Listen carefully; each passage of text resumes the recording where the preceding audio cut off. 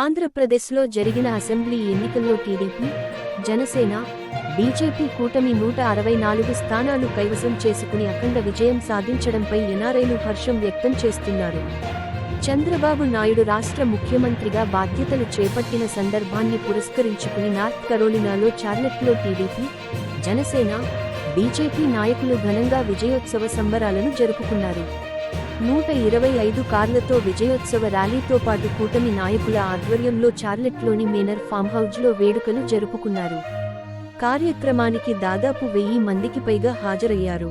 Assembly ఎన్నికల్లో విజయం సాధించిన ఎన్ఆర్ఐ నేతలను పలువురు అభినందించారు. గుంటూరు ఎంపీగా గెలిచిన డాక్టర్ చంద్ర పెమ్మసానిని, ఉదయగిరి ఎమ్మెల్యే సురేష్ కాకర్ల, చింతలపూడి ఎమ్మెల్యే సొంగ రోషన్ కుమార్, తాడేపల్లి గూడెం ఎమ్మెల్యే బొలిశెట్టి శ్రీనివాస్, గుడివాడ ఎమ్మెల్యే వెనిగండ్ల రాములు ఎన్ఆర్ఐలు అభినందించారు. కూటమి గెలుపు కోసం తాము పడ్డ కష్టాన్ని వివరించారు. ఈ కార్యక్రమంలో ఎంపీలు, ఎమ్మెల్యేలు జూమ్ ద్వారా కనెక్ట్ అయ్యారు. తమ గెలుపు కోసం చేసిన కృషిని మరవలేమంటూ ఏపీ అభివృద్ధికి కట్టుబడి ఉంటామని అన్నారు.